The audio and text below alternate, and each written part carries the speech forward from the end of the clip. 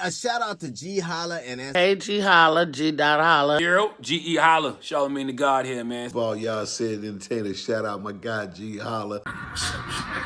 Rocking right now with Ge.Holla, Celebrity Life. Shout out to Ge.Holla reaching 1 million listeners on his podcast. Welcome back, ladies and gentlemen. Man, we found some of the coolest people that have ever lived, the smoothest people that ever done music. Hey, this young man right here want to know, are y'all ready for the world? I don't think you are. Because this music gonna make sure that he love you down. And a lot of y'all probably don't have some babies to this man music. You know what I'm saying? So y'all make sure y'all tap in, y'all link in to the great. You know what I'm saying? They're amazing. They're awesome. Come over. You know what I'm talking about? No one hit in 1987. Okay. Mr. Melvin Riley. What's happening with you, Mel? Appreciate that intro. I'm gonna have to have you come on the road with us, brother. I'm doing great, man. Glad to be here, man. I appreciate you having me. Well, we come from Flint, Michigan, brother, but I was born in Clarksdale, Mississippi, where the blues was born. But I'm out of Flint, Michigan, brother. Flint Stone. Okay. What's going on with Flint, man? Because I know you all had made the news recently, a few years ago, about the water situation. Did they what was your experience like with that growing up? Well, I didn't really experience that so much. I'm between LA and Michigan. But I do have friends that live in the city. And so I still live out here in Michigan as well. I didn't firsthand experience it. It started in 2014 when that water situation started to get bad. But, we just stick together, brother. Us Michigan folks stick together, man, and show love for one another, man. And slowly but surely, they are getting things back intact. Cool. Yeah, y'all some strong people, man. The origins of the Black Panthers popped up in places like Detroit, Michigan, California. You all are very pride. You know what I'm saying? Y'all got very strong pride, very resources, morals, integrity. You all with the Black people in those 50s and 60s era, what was the moral standard of what America was? They don't want to give credit, but you all stood tall and stood strong. I appreciate that. A lot of work. Thank you, brother. And, a lot of working class. This is Flint, Michigan is that place where that automotive industry, Chevrolet and Buick and all that got its big starts. And, I really love that story. Besides all the water issues, I want them to talk about the auto industry as well and how Flint really helped that blow up like it did. No, it did. It did. If you could, share some of some stories. We're going to take you back into your early childhood. Tell us what was it like, traveling between the two places and give people a picture. Because, some people probably have never been to Michigan, never been to Flint, never been to any areas. Can you take us back in those times? Flint, man, was a industrial place. You had all the shops. You had the automotive industry. You had a lot of parents worked in the shops. So it was a money-making town until I would say probably the early 80s when they started outsourcing the jobs, outsourcing the shops. And so Flint kind of went into this place where you had a lot of unemployment. So once they took those shops, as in any town, if you take away that industry, then that town is going to have those issues. But it's so many beautiful places in the Flint area, the Grand Blanc area and surrounding areas that was built up from that heyday that, Flint and a lot of surrounding areas are still beautiful. So I think it's the mayor, which is my good buddy, Sheldon Neely, is doing great things in the city of Flint. So when I'm back in town, I definitely do, situations with the mayor and the whole nine. So it's Flint town for life for me, brother. Hey, you know what I'm saying? Flint till you die. You know what I'm talking about? No doubt. Mr. Riley, when you was coming along, who was some of your musical influences? Because a lot of times people don't understand that the great people got influenced before they reached upon their path of greatness. Who's the people you rock with that you like back in the day? Man, George Clinton is my guy. George Clinton is one of those every once in a while, blue moon comes along, this genius mind that does not ask questions, just does what they feel. However, he got to where he felt in that studio is my guy. Stevie Wonder is another huge influence. This guy's vocal ability is unmatched. Prince, unmatched. and Michael Jackson, Unmatched. Those are my four heavy hitters that I grew up listening to that blew me away. You know, there's a lot of artists that blow me away. You know, I love a lot of artists, but those were my top four as I grew up. Man, that's a strong list right there, man. Woo. Yeah, heavy hitters. Ooh, I know you already know you was dancing and singing your way into the hustle ladies even before the records hit. You know what I'm saying? Oh yeah, the ladies are the motivation. Yes, indeed. The ladies, you know, I started off in talent shows. I'm actually a sports guy. I grew up, my father was a football coach. And so I grew up with football always being my priority. So you couldn't have told me I wasn't going pro in football. So after football practice, we went to this audition just to laugh at the guys that was doing it. And we went in there, man, and we looked at these guys like, bro, you seriously sit up here and gonna sing in the talent show? So this one guy started singing and the girls fell out. They started screaming. I said, next year, I'm gonna be in the talent show. And the rest is his. I didn't even know if I could sing. I just wanted to hear the girls scream. That's it. That's true story. But you know, I knew I had a gift for writing because I would come home from football practice and my mother bought this piano, a pool piano.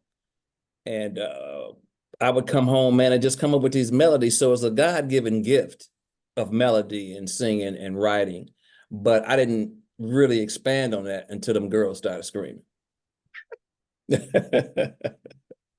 Yes. All I can think about that scene in Five Heartbeats with the girls in the front, and she was. Oh yeah, indeed. That's how it goes down. They stole a scene out of your life, man. You need to get paid for that, man. What do you give Mr. Rollins some money around here, man? Y'all cheated him out. Right. Yeah. That's all right. Now, speaking of the ladies, you know what I'm saying? Give us a background context on Oh Sheila. You know what I'm saying? Big smash hit in the 80s, man. Thank you. You know, Sheila was one of those songs that I came up with. I was like 16, 17 years old. And I had actually a lot of different names. A lot of people thought it was about Sheila E., which it was a good timing. But actually, I had Olisa. I had a lot of different names. And that Sheila just resonated with my vibe in that song. And of course, you know, I've met Sheila and her family. We're good friends and played on shows together with her dad and her brothers. And I'm good friends with her sister, Zena. And Sheila had asked me at an award show years ago, was it about her? And I said, well, no, I mean, it wasn't about her, but it was a perfect timing situation. You know, definitely. Oh, man, that's too smooth. That smooth is, y'all. You know what I'm saying? Point with it, baby. I'm about, you know, we can learn some good wisdom, some good game from brothers like yourself, man, because y'all really laid down a strong foundation out here. You know what I'm talking about? You really did. Yes, sir. It was a new day back then, man. You know, life was a different way as opposed to what it is now. You know, so growing up and you know, that swag is a totally different ball game than what these brothers doing now. Y'all lay down a foundation now. I'm gonna give you all your credit. Let's talk about a few more of your, you know what I'm saying, your classical hits, you know. Love You Down. Man, what inspired that, my brother? Give us a story behind that. You know, I'm a storyteller, you know, like I said, you know, I grew up when a lot of people was listening to everything else. I grew up listening to the blues. My mom and dad, my Uncle Hall, my Aunt Dot, all of these Southern people came up from Mississippi and they brought that blues with them. And so as a child, you driving back and forth down south in the summertime and all you hearing is blues. And I think that storytelling was developed from listening to the blues as a young kid. And so with Love You Down, I wanted to tell a story, something unusual than the regular love songs back then. I wanted to tell a story about a younger guy and an older woman. And that song came together in that way. You know, you never know what exactly you might write. But when the lyrics start to come and that whole nine, oh, it's a beautiful thing, brother. It is. Such classic hits, man. You know, you can put your music on 100 years from now and people will be still, because it's everyday life, people will still be able to be in tune with it. It'll still be relevant. That's what I love. Make music for like an era. They may use those era beats and drums and things of that nature. Very true. itself, the lyrics can be moved to another beat, and it's Right. still popping in the clubs. Oh yeah. Yeah, I mean, and you never know how long a song is going to be around. You just do the best that you can do. And thank God, Oh Sheila, Love You Down Tonight is just like continuously being played. And that's what you want. You want to create classics. And you never know for sure what's a classic, but you know what you like for yourself. And then if it inspires you, makes you feel that way, then hopefully the rest of the world will feel that way. And obviously they do. Yeah. How does it feel? Have you ever just been walking around in the mall or in a car and you see somebody younger than you, or they don't know who you are yet, and they're playing your music or they're singing? Because I saw this one thing. Speaking of Sheila E., she was like in the mall somewhere, and this dude walking by, he was playing the song "Oh Sheila." I gotta send it to you. And Okay. she didn't think he knew who he was because she felt like, oh, okay, I'm older, I ain't been out there like that. The dude walked by, was like, "Hey Sheila," and she looked, you know me. He was like, "Yeah, I know you." How's it you when you're walking around, you hear that and people are singing, and you just don't know I wrote that. Right. That's a beautiful thing. I was in the pet store the other week, and Oh Sheila came on, and it's come on there a few times. I think they got it on rotation in different malls and different things like that. And I just, hey, keep playing it. I love it. I love it. Hey, residuals is a beautiful thing. Funny old man, you ain't got to Right. bust no sweats, you ain't got to do no moves, no dance steps. You getting that check. That's right. Yeah, that's a beautiful thing. Miss Rod, speaking of that, do you think even if because I'm gonna count nobody's pockets, just saying, do you think that even in the music industry, even if artists get together, there should be some type of I know they have one, but they don't really have one, like some type of union, some type of 401k, some type of relief fund for artists as they age? Because sometimes we always don't do the right thing with our money. Sometimes many of us, like have gotten ripped off and gypped and things of that Oh, yeah. nature. Do you think there should be some type of safety net that should be created for like artists, especially when you start getting of age or you've been in it for a while and the Yeah. monies aren't there? How do you feel about that? I honestly thought about that years ago, that, there should be something from the record companies. So what they have is this thing called AFTRA, to where artists who have been on Soul Train and different things like that, they have a retirement fund. But what you're saying is what we really should be focusing on, which is make sure that these record companies are held accountable, because they make all that bulk of that money for artists. Then there should be something set up for those hit records that the record company is making money off of for years. So Congress is one of those things where you have to sit down. Congress is so tied in with a lot of these record companies that they still have not given artists what they deserve. But as a songwriter, you really are happy with that, because with songwriting, they can't really mess with you. When you own your songs, then you get your own publishing. But on the master side is where they need to create those 401ks for artists, record sales and different things like that. No, thank you for sharing that too. I think it's important that move forward, even if we as artists or collective one day, put together something for ourselves too as well, just to ensure that everybody is taken care of. I'm a Mm-hmm. quote, they said you can tell a nation by the way that it treats its old and young people, or the people that are vulnerable or gotten to a vulnerable state. We should not discard people because they no longer can be, like you said, be able to pull monies from them. You're still human, you're still just as relevant. I think the perfect type of family reunion, long story short, is the older and the younger generation together, as Mm-hmm. we keep the older youthful and keep the youthful wise with that mixture. But that's just my idea. I know it's not Well, the I think perfect. it's a great idea, because that's what the NFL had to do. You know what I'm saying? All of them had to get a union and say, hey, to the NFL, listen, you got to treat the players right. You had players, it's pretty much the same thing. You had players, that got older and didn't even have the hospitalization that they deserved. And they played and created this game, the game that the NFL is now. So the union had to get started to take care of those, like you say, the older and the younger entertainers, just like NFL players. They took care of their older players, and now they're taking care of their younger players. So I definitely agree with you. Totally. And speaking of taking care of, let's talk about the new track, Sugar Daddy. You know Sugar what I'm saying? Daddy. Sugar Daddy. Yeah, man. You know, Sugar Daddy, like I said, I like that storyteller. You know, over the last 25 years, you really had a lot of kind of demeaning type of lyrics towards women, which that was the style, that was the swag. Like, yeah, women in black, okay, get it.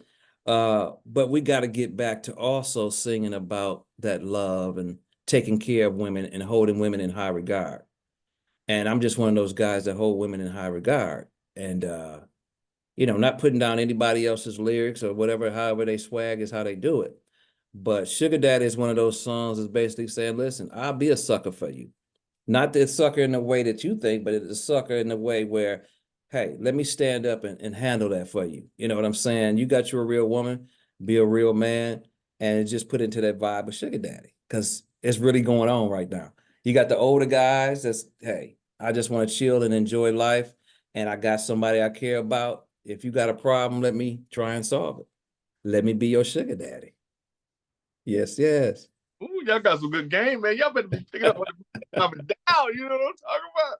Boy, you doing some game. I appreciate you. I feel the same way. I know a lot of conversations are going. I know a lot of brothers are up in their quality of life and their standards, how they want to deal with women, and women are doing the same thing with the brothers. But all of this, what do you bring to the table? This is my opinion. What you bring to the table is love. What you bring to the table is affection. What you bring to the is family. That's the There table. you go. And all that other stuff grows. All that stuff grows. But see, we got away from that a lot in the past 25 years. So, you know, we just got to get back to telling it like it is. Yeah. Because we control the music, don't we? Well, don't we? What's popular? What we should be tuning into? There you go. There you go. Indeed. Indeed. Hey. Mr. Melvin Riley, will you be performing anywhere? Where the people see you? Are you dropping new music? You recording a video? Give us some updates on your whereabouts. Well, Sugar Daddy is the new single. We do have a video out. It's on YouTube right now and on all my platforms, and you can actually purchase it, play it on Spotify, all platforms.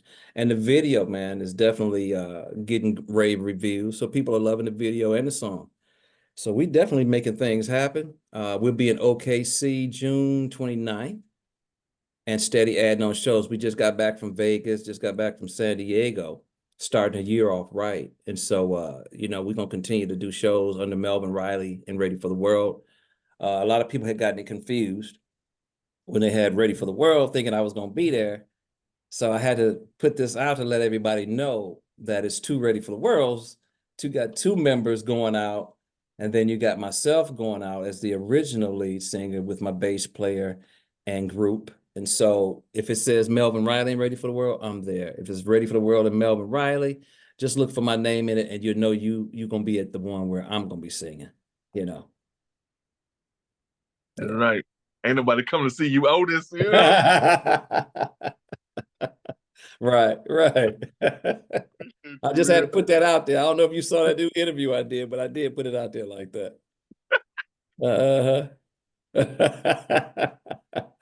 I had to do it. I had to get that distinction. Hey, that's all right. You know, sometimes you gotta put that sugar on it. You know what I'm talking about? Right. That's right. Like it, you know, I'm digging it, my brother. Yes. What's your social media? How do we get in contact with you online?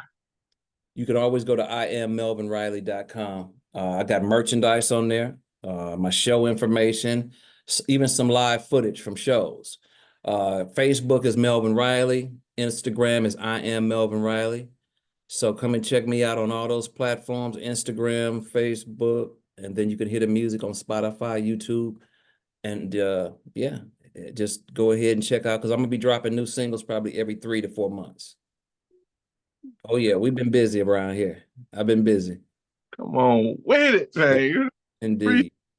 Got a quick game I want to play with you, my good brother. I know you're going to vibe and flow with it.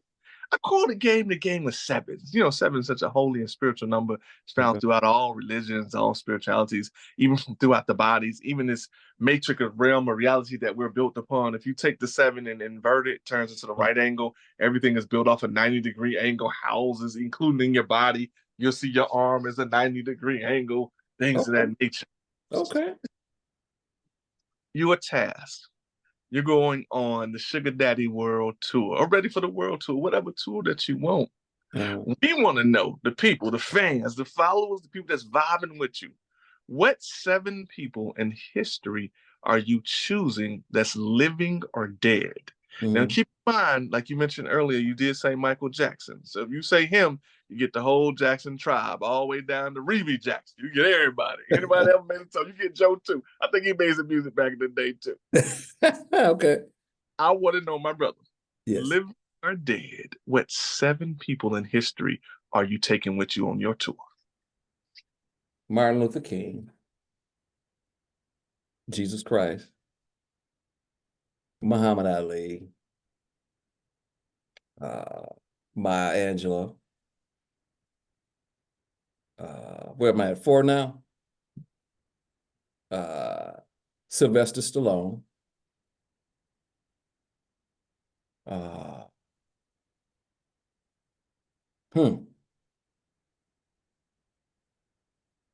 I can't say all my children, but my children. That's all. It's one. One is all. One is all. One. You know, and 7 people. George Clinton, but I've already said George Clinton. Oh, no, you good. Oh, yeah, that's good. Yeah. And I'm gonna give you an alternative so you can get that number 8. Who gonna be that person that you're gonna spring on the people? They don't even know they come. Prince. There you go. Oh, yeah. You know we choose that number 8 because in the Nation of Islam or the FOI, the Fruit of Islam, and different brothers in different societies, we don't wear the tie, they wear the bow tie because the bow tie symbolizes infinity. Because when you look at the number 8 as it's this way, it represents a DNA double helix structure as it's going up. That's inside your body. When you turn, and then you put it here, it turns into infinity right across your throat chakra. Okay. So may your voice be forever spoken and heard throughout all the halls and the walls of the earth, and that people discover you even hundreds of years from now, and they'll love you all over again. May your energy permeates all throughout the earth, so people can know what true love is, what the essence of between a man and a woman. You know what I'm saying? Indeed. I like that, brother. I like that. Indeed. All right. My good brother, before I let you go, I got one more thing I do want to ask. Did we miss anything that you would like to talk about today? I just want to give a shout out to everybody because y'all been rocking with me for over 38 years. So I want to take that moment to just say thank you guys because y'all been rolling with me forever. True fans, true love, and I ain't going nowhere, and I'm going to keep giving you them hit records.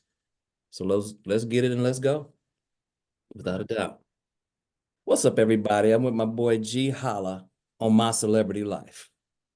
Let's get it and let's go.